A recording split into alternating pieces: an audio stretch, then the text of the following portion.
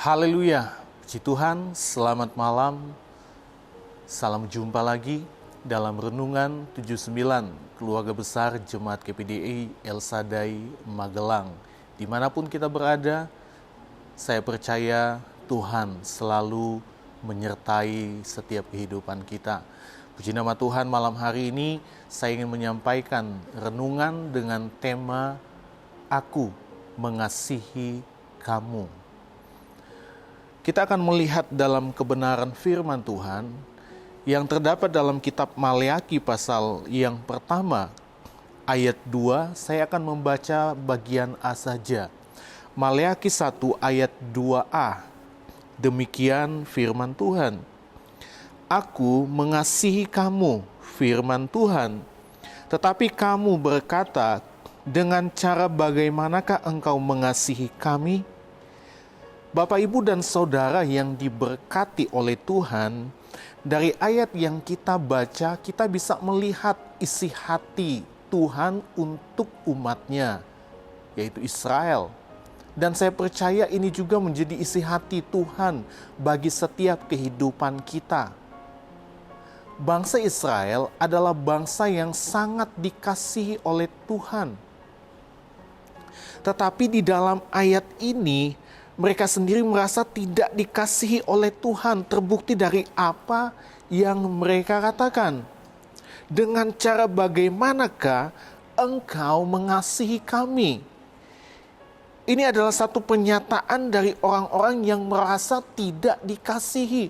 Padahal kalau kita lihat, Tuhan itu sangat mengasihi mereka. Tuhan sangat mengasihi umatnya. Bahkan saya melihat di dalam kitab Nabi Yesaya menyampaikan pesan Tuhan untuk Israel. Bagaimana Allah begitu mengasihi mereka. Karena mereka itu berharga di matanya.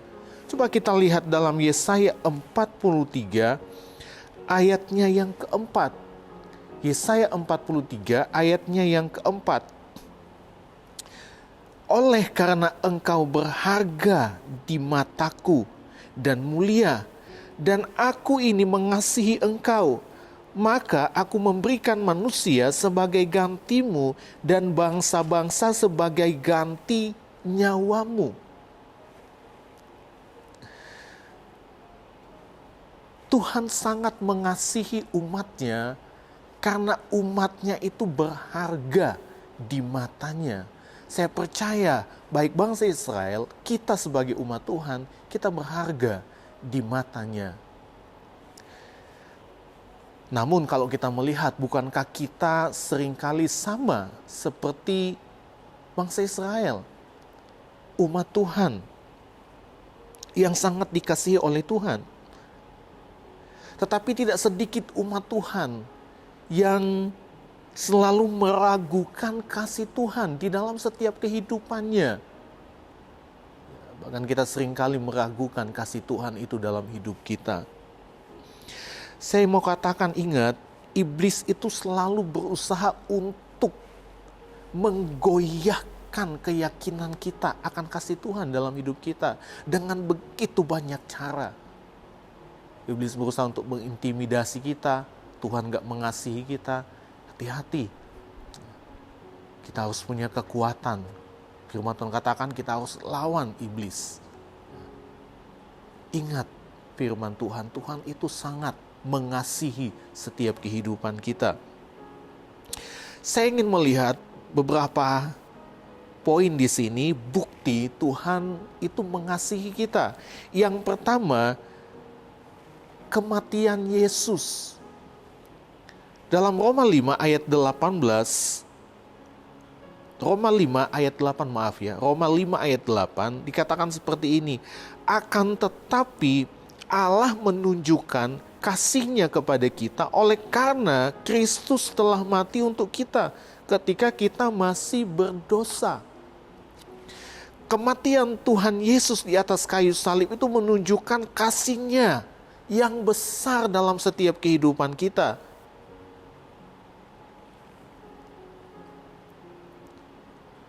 Tidak ada kasih yang lebih besar dari kasih yang Tuhan berikan bagi setiap kehidupan kita sebagai umat Tuhan.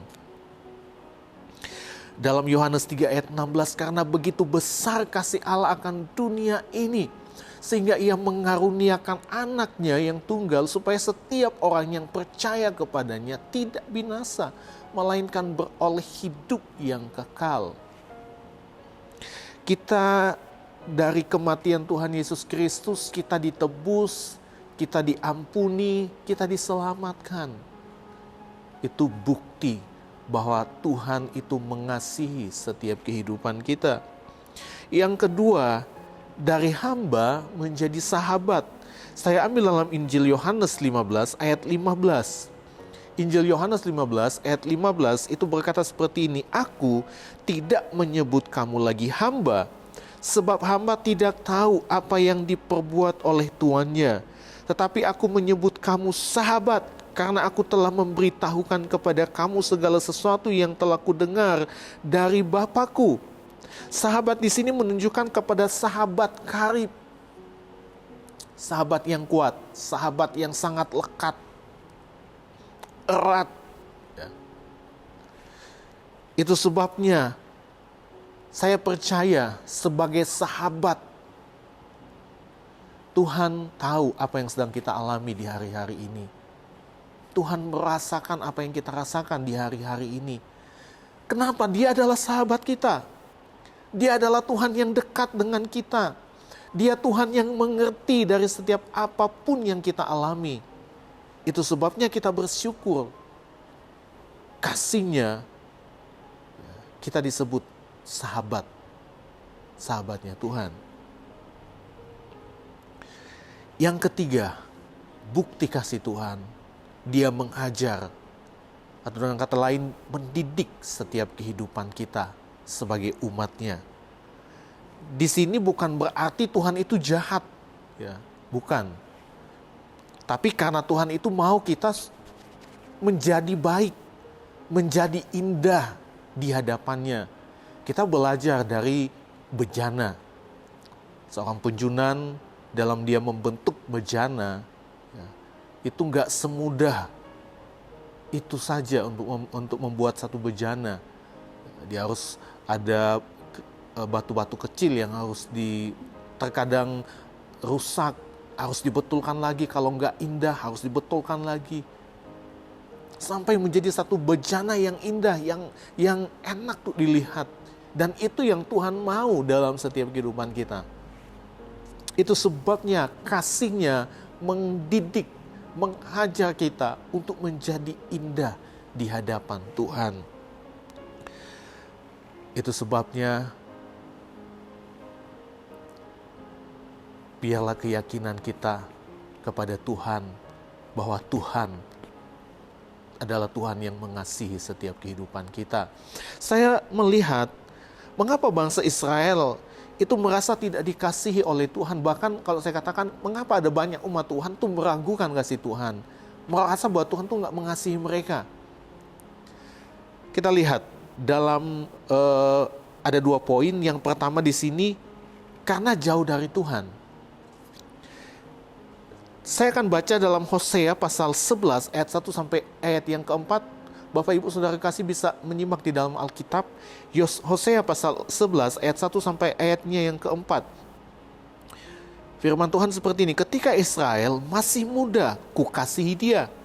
Dan dari Mesir kupanggil anakku itu. Makin kupanggil mereka, makin pergi mereka itu dari hadapanku. Mereka mempersembahkan korban kepada para Baal dan membakar korban kepada patung-patung. Padahal akulah yang mengajar Efraim berjalan dan mengangkat mereka di tanganku. Tetapi mereka tidak mau insaf, bahkan aku menyembuhkan mereka. Aku menarik mereka dengan tali kesetiaan, dengan ikatan kasih. Bagi mereka aku seperti orang yang mengangkat kuk dari tulang rahang mereka. Aku membungkuk kepada mereka untuk memberi mereka makan. Jadi Bapak Ibu bisa melihat kasih Tuhan itu sangat besar kepada umatnya. Tapi kenapa mereka merasa bahwa mereka tidak dikasihi? Tadi poin yang pertama, karena mereka jauh dari Tuhan. Saya mengibaratkan seperti ini. Kalau kita pernah melihat atau pernah ada dalam satu acara dan misalnya ada acara retret, itu biasa malam terakhir tuh ada buat api, ya api unggun. Ya, api yang besar tentu panas. Tapi coba kita jauh dari api itu, mungkin sekian berapa meter. Kita nggak akan merasakan hangat api itu. Kenapa? Sekalipun api itu besar, sekalipun itu api unggun, itu besar, tapi kita nggak akan mengalami, kita nggak akan merasakan itu api hangat, itu api panas. Kenapa? Karena kita jauh dari api itu. Coba kita mendekat, kita akan merasakan panas, kita akan merasakan hangat. Sama, kalau umatnya jauh dari Tuhan, kalau kita jauh dari Tuhan, kita nggak akan merasakan kasih Tuhan, hangatnya kasih Tuhan, nggak. Tapi kalau kita dekat dengan Tuhan, kita baru akan merasakan bahwa Tuhan itu ternyata sangat mengasihi setiap kehidupan kita. Ya. Itu sebabnya tetap dekat dengan Tuhan. Selalu dalam hidupmu, apapun yang kita alami, tetap dekat dengan Tuhan. Yang kedua, poin yang kedua, ya, ternyata bangsa Israel itu suka mengukur kasih Tuhan. Saya mau katakan kasih Tuhan itu nggak pernah terukur dengan apapun juga, ya, dalam setiap kehidupan kita. Ya. Tapi banyak umat Tuhan yang suka mengukur kasih Tuhan. Ketika ada kesulitan, bangsa Israel ketika mengalami kesulitan, mereka mulai memberontak, mereka mulai mempersalahkan Tuhan. Kita bisa melihat perjalanan bangsa Israel keluar dari Mesir menuju ke tanah perjanjian. Ada begitu banyak kesulitan yang mereka hadapi di padang gurun. Dan mereka tidak bersyukur, tetapi mereka malah mempersalahkan Tuhan. Mengukur kasih Tuhan dengan hal-hal yang demikian. Sehingga bagi mereka Tuhan itu nggak mengasihi mereka. Bukankah kita seringkali mengukur kasih Tuhan dengan mujizat? Dengan berkat. Oh, kalau diberkati berarti Tuhan mengasihi. Kalau nggak diberkati Tuhan nggak mengasihi. Oh, kalau mengalami mujizat Tuhan mengasihi. Kalau nggak mengalami mujizat berarti Tuhan nggak mengasihi. Bukan seperti itu. Bapak Ibu Saudara yang diberkati oleh Tuhan, kasih Tuhan itu tidak dapat diukur dengan apapun juga. Jadi saya mau katakan jangan pernah ukur kasih Tuhan dengan berkat, dengan mujizat. Jangan.